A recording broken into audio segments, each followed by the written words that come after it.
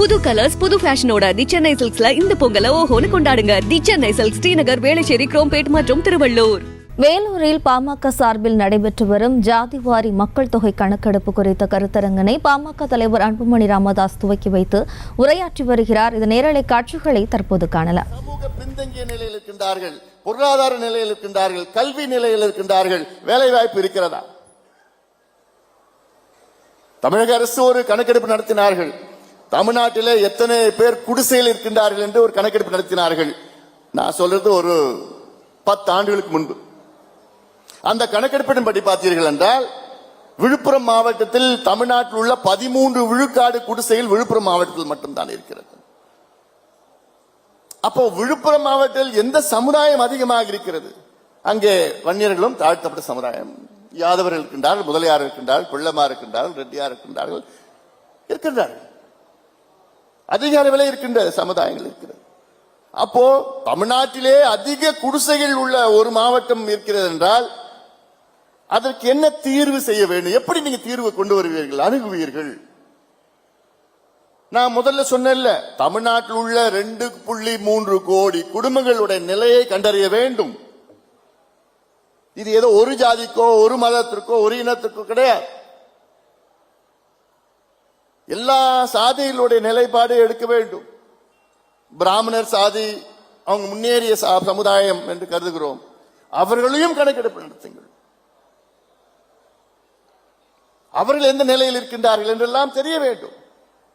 அதுதானே scientific approach to a problem of social justice சொல்றது. இவ்வளவு பேர் கோரிக்கை வைக்கின்றோம். ஏன்னா இப்போ பேசினாங்க தாழ்த்தப்பட்ட சமுதாயம், அதில் பல உட்பிரிவுகள் எல்லாம் இருக்கிறது.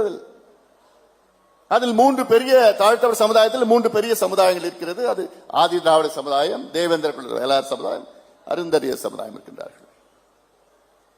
அதில் என்ன நிலையில் இருக்கின்றார்கள்? அவர்கள் என்ன நிலையில் இருக்கின்றார்கள்? அருந்ததிய சமுதாயத்திற்கு உள்ஒதுக்கீடு வழங்க வேண்டும் என்று முதல் குரல் கொடுத்தவர் மருத்துவர் ஐயா அவர்கள். குரல் கொடுப்பது மட்டுமல்ல, போராட்டங்கள் நடத்தி அன்றைய கலைஞர் அவர்களை வலியுறுத்தி வற்புறுத்தி அறிவிக்க வைத்தவர். ஆனால் அது 3 விழுக்காடு போதுமானது கிடையாது. அவர்களுடைய உண்மை நிலையை கண்டறிய வேண்டும். அதே போன்று இஸ்லாமியர்களுக்கு 3.5 விழுக்காடு உள்ஒதுக்கீடு அதை கொடுக்க வைத்தவர் மருத்துவர் ஐயா அவர்கள். இது சாதாரண போராட்டம் நடத்தல, எத்தனையோ முறை வலியுறுத்தி அழுத்தம் கொடுத்து பிறகு ஒரு கூட்டம் நடந்தது திருச்சியில. அதில் கலைஞர் அவர்கள் கொடுக்கவில்லை என்றால் வட மாநிலத்தில் வட மாவட்டங்களில் வட மாவட்டம் ஸ்தம்பித்து போய்விடும் என்று சொன்ன பிறகு உடனடியாக ஜி.கே. மணியிடம் கலைஞர் அவர்கள், அந்த முதலமைச்சர் கலைஞர் அவர்கள் போன்ல பேசி, மணி ஐயா போராட்டம்லாம் வேண்டாம், நான் கொடுத்துறேன். இஸ்லாமியர்களுக்கு 3.5 விழுக்காடு இடஒதுக்கீடு கொடுக்க வைத்தவர் ஐயா அவர்கள். காரணம் இது ஏதோ வன்னிய சமுதாயத்தை மட்டுமல்ல, எல்லா சமுதாயம் முன்னேற வேண்டும், எல்லா மதமும் சிறுபான்மை மக்கள் முன்னேற வேண்டும் என்ற நோக்கம் தான். இன்று அதே இஸ்லாமிய சமுதாயமோ அல்ல கிறிஸ்தவ சமுதாயமோ சிறுபான்மை சமுதாயமோ அவர்கள் என்ன நிலையில் இருக்கின்றார்கள்? இப்ப இஸ்லாமிய சமுதாயத்தில் மதத்தில் உள்ளவர்கள் கிட்ட 7 பிரிவுகள், ஷியா, சுன்னி, லப்பை, போரா, இப்படி எல்லாம் இருக்கிறாங்க, நிறைய இருக்கிறாங்க. இவர்கள் என்னென்ன நிலையில் இருக்கின்றார்கள்? அவர்களுக்கு என்ன செய்ய வேண்டும்? இடஒதுக்கீடு அதிகப்படுத்தணும், எப்படி பண்ணணும், எல்லாமே இந்த கணக்கெடுப்பு நடத்தினாதான் தெரியும் நமக்கு. மற்ற மாநிலங்களே எடுத்துட்டு இருக்கிறாங்களே, உங்களுக்கு என்ன ஆச்சு? ஏன் தயங்குறீங்க? என்ன தயக்கம்? இது இன்றைய காலகட்டத்தின் அவசியமானது. சமூக நீதினு நீங்க பேசுறீங்களே, தமிழ்நாடுன்னு பாத்தீங்கன்னா கடந்த கால வரலாறு இந்தியாவிலே முதல் இடஒதுக்கீடு வழங்கிய மாநிலம் தமிழ்நாடு. எத்தனையோ வரலாறு இருக்கு, கடந்த கால வரலாறு நம்ம பார்த்திருக்கிறோம். புதிய நீதி கட்சி அப்ப அந்த காலத்துல முதல் இடஒதுக்கீடு வழங்கியது 1920-21 வழங்கியது. பிறகு 27 சுப்பராயன் அவர்கள் தலைமையில மீண்டும் அதை சட்டப்பூர்வமாக வழங்கியது.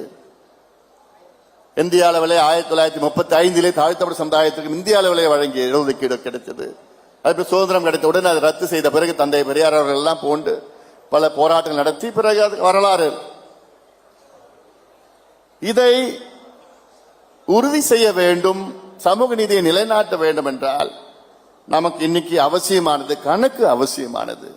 இப்ப எந்த அடிப்படையில நீங்க மகளிர் ஊக்கத்தொகையும் கொடுக்குறீங்க, உதவித்தொகையும் கொடுக்குறீங்க, இப்போ 1000 ரூபாய் ஒவ்வொரு மகளிர் கொடுக்கு, எந்த அடிப்படையில் கொடுத்தீங்க? நீங்க எல்லாம் கொடுக்குறீங்க, கணக்கெடுப்பு நடத்தினா கொடுக்குறீங்க. கிட்டத்தட்ட 30 லட்சம் பேரை நீங்க நீக்கிட்டீங்க. எந்த அடிப்படையில் நீக்கினீங்க? ஏதோ ஒரு கணக்கெடுப்பு நடத்துனீங்கல்ல, எல்லாத்துக்கும் நீங்க கணக்கெடுப்பு நடத்துறீங்க. ஆனா அடிப்படை இங்க இடஒதுக்கீடு என்பது அடிப்படை உரிமை. அது செய்திகளை உடனுக்குடனும் துல்லியமாகவும் தெரிந்து கொள்ள சப்ஸ்கிரைப் பண்ணுங்க.